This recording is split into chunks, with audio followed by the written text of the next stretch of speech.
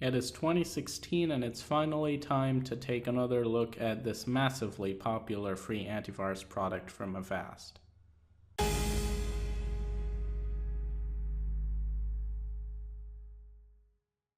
Now, I know a lot of you guys have been requesting me to take a look at their premium security suite, that is Avast Premier, but I decided to start with the free antivirus because this is what most people are using and I have been recommending this product a lot, so I want to make sure that it's up to the task. However, I do have the Premier in mind as well, and you'll probably get to see a review of the highest level security suite of Avast sometime soon.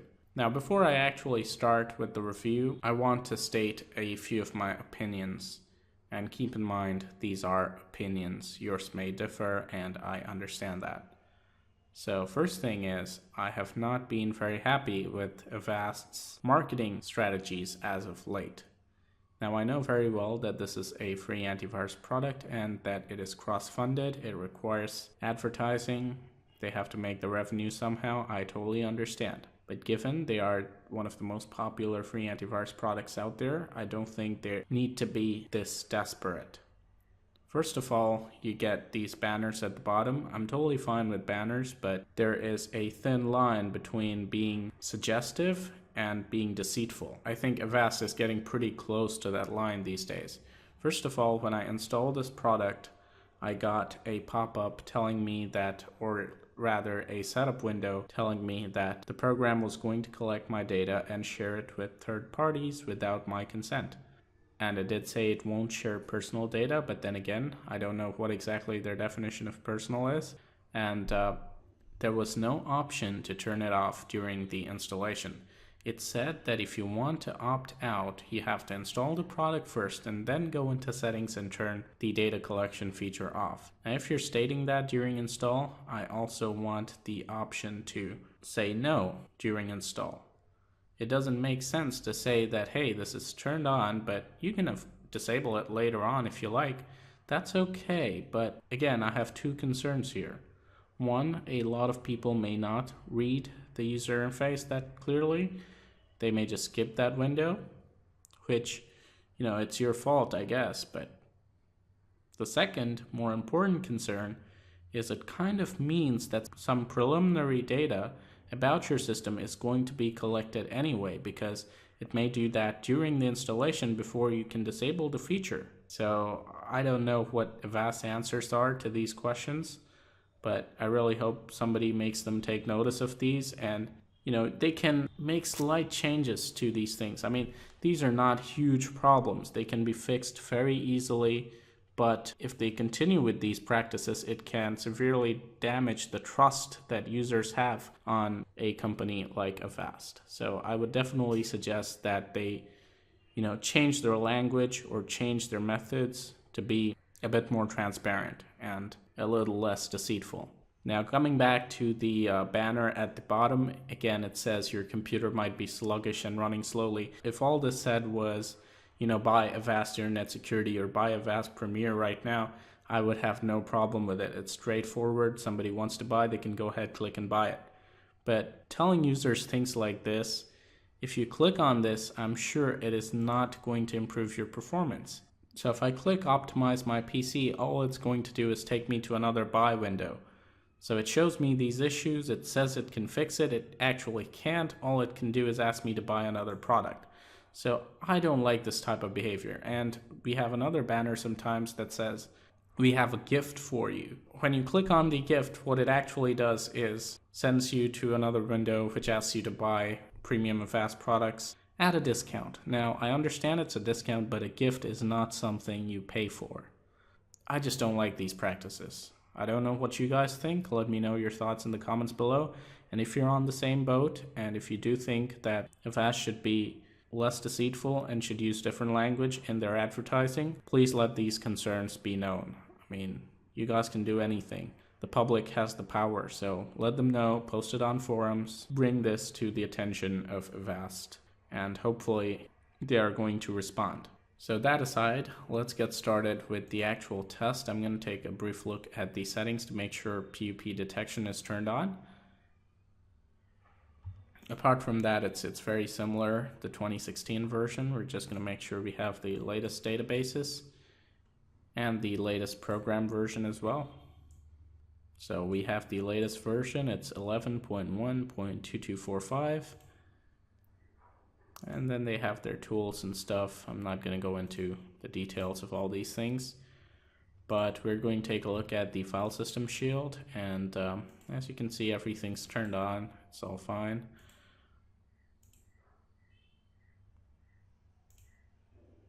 And the action is set to fix automatically for all files. And the heuristics are set to normal. PUP scan is turned on. The suspicious behavior or HIP setting, which is a new feature that Avast have implemented recently, is set to the default sensitivity. However, you can turn this up if you want better zero-day protection. But I assume that's also going to produce more false positives. So find the balance that's best for you. For the purposes of this test, of course, everything will be left on default settings. So I'm not going to make any changes whatsoever.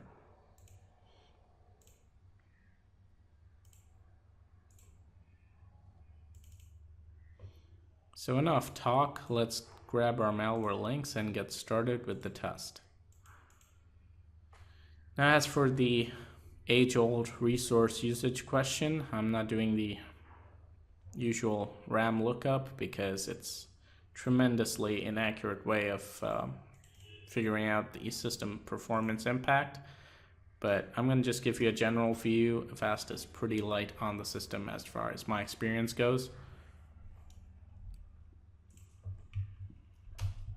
So here's our first link. It's a fairly large file for malware.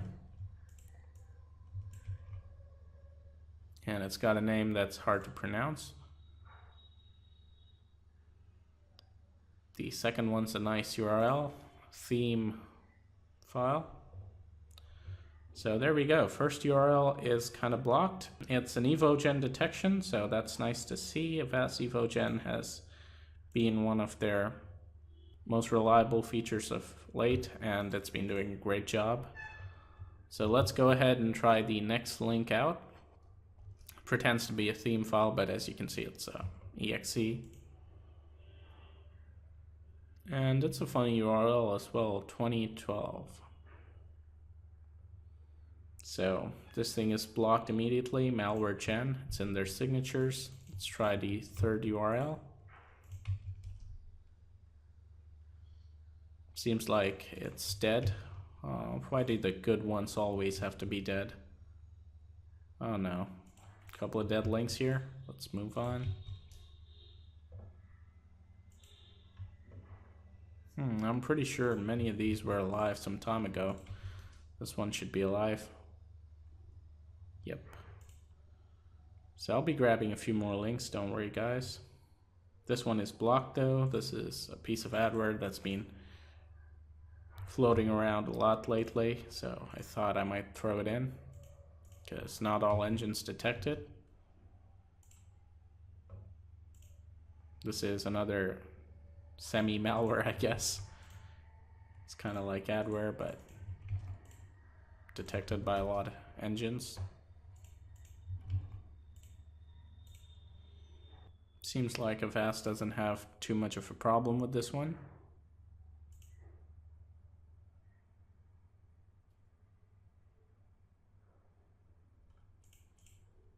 So I'm not sure what that did. We'll wait and see. This is another huge file. By huge, I mean by malware standards, of course. car ssn.exe. How'd it be if you could download cars? That'd be really cool. Well, Avast wouldn't let you. It's caught as a dropper, and well, that's that. We'll grab a couple more links, try to look around. Hopefully I'll find something fresh and nice, and we'll try those, and then we'll do our second opinion scans. Links were kind of hard to find, but I did manage to get a couple of good ones, so let's try them out. And it turns out this one is blocked as well by Avast as Trojan generic. Let's try out the last one. And Windows doesn't seem to be very happy with it, but Avast lets it run nonetheless. Here we have a cute little browser extension from Avast that seems to be taking forever to load. Well, it says this site is not safe, but I would assume that it would block the download. It does seem to have some sort of anti-phishing and things like that. Anyway, I didn't see a lot of web blocking in this test, so I'm not like super excited about this widget. Maybe the phishing's gonna work out better. I'll do a test if the phishing maybe while testing the Premiere version. So that's that. We did have a couple of files that managed to run, so I need to verify that the system is clean or if it's infected. So I'm going to do a couple of second opinion scans. It does seem pretty clean though. I don't see any weird stuff going around. I didn't see any command prompt windows open, so that's what I'm guessing, but then again, malware is supposed to be difficult to detect. So I'm gonna go ahead and do a little bit of looking around first. I guess I'll use kill switch. Let's see if it can identify anything.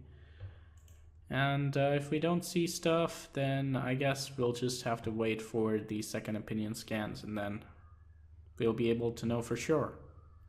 Our second opinion scanners have kind of come out blank, so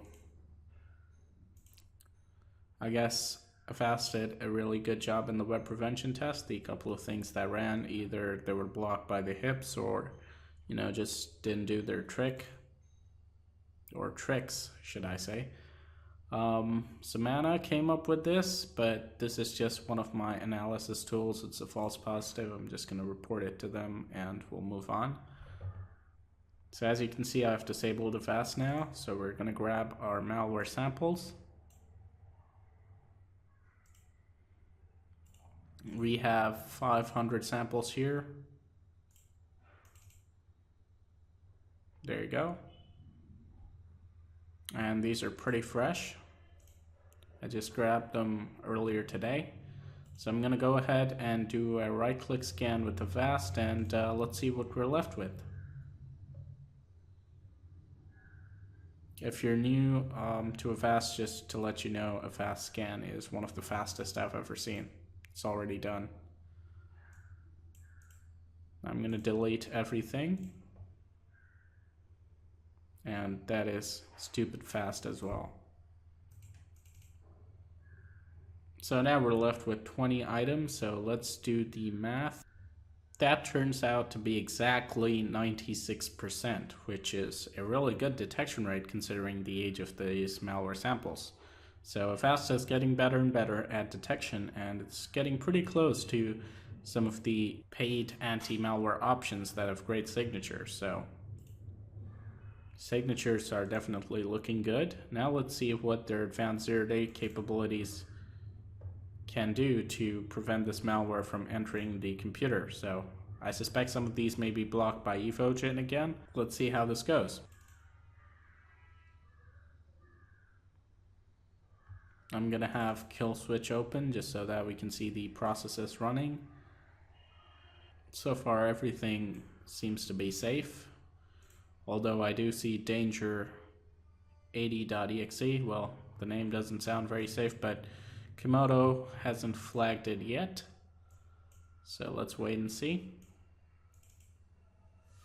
The second one is blocked by Avast file rep, so that's a reputation check, and no, I don't want to do boot time scan. The next one's also running, so we have a couple of things in memory here. Let me see if I receive any new alerts from Avast. We have got quite a bit of stuff running, as you can see. This thing just terminated.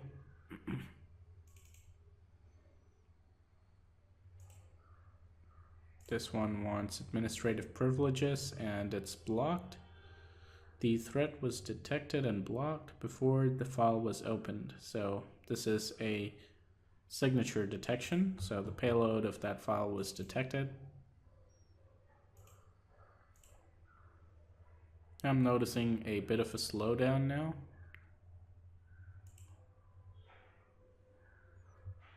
Let's continue. No more alerts from Avast.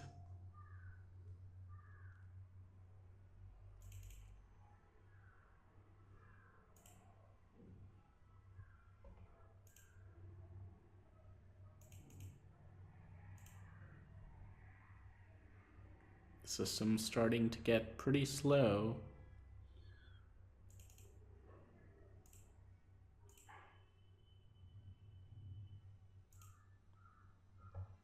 These are failing to execute, but something tells me that not all of them failed. So as you can see, the pop-ups are taking really long to load. And here's the reason. Our service house file is taking up a ton of CPU. This one's blocked. File wrap again. I'm gonna do a boot time scan.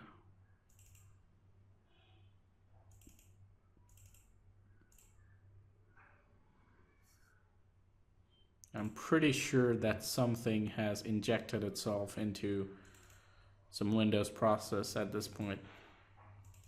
I can definitely feel the system slowing down. And since none of the malware is actually taking up all the CPU, and I'm seeing a lot of weird CPU usage from system process. Actually, this malware is taking up the CPU.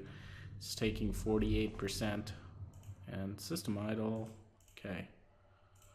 System, this one's taking up a lot sometimes, and that was another one that was caught by Avast, but it seems like we might have some infections.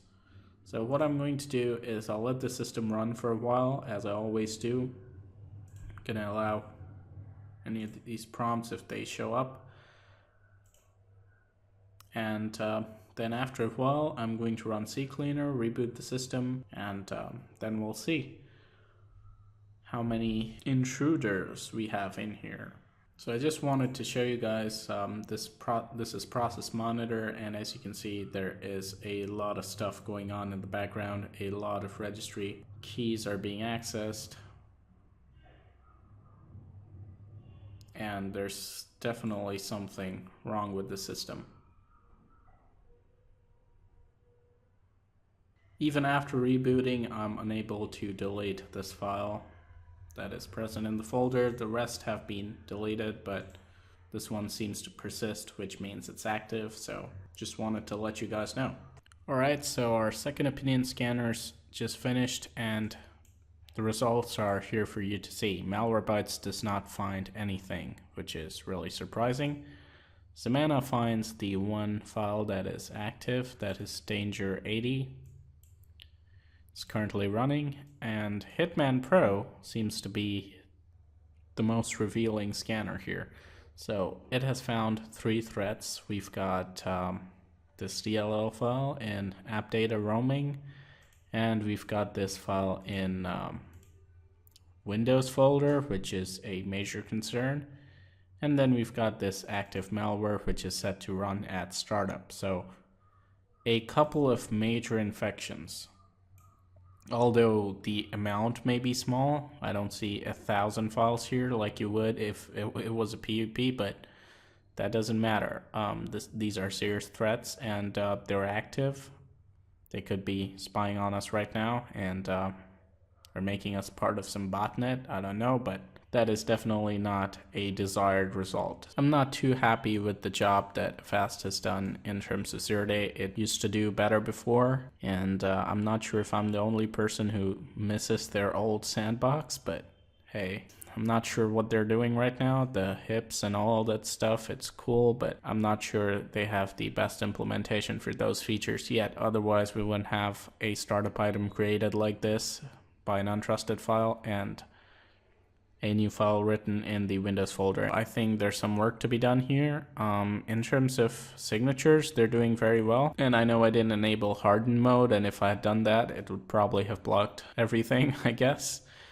And I know that in File System Shield, we have this hip sensitivity. Maybe if you turn it up, it's going to do much better, but default settings, that's what most people are going to run it at, and it seems to be a little bit lacking there in terms of zero-day protection. Having said that, it's still a good option for several users, but I think I'm not going to go all out to recommend it to as many users as I have in the past, and that's why we have these regular tests.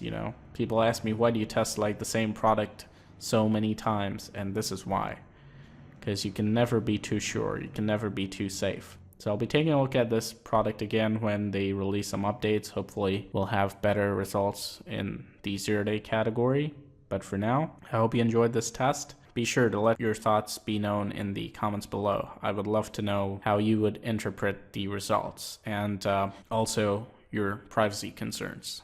Let them be known in the comments, and if you are an Avast user, please post them on their forums. Let your voice be heard. Thank you for watching. This is Leo from the PC Security channel as usual. Hope you have a great day. I'll see you in the next one. And as always, stay informed, stay secure.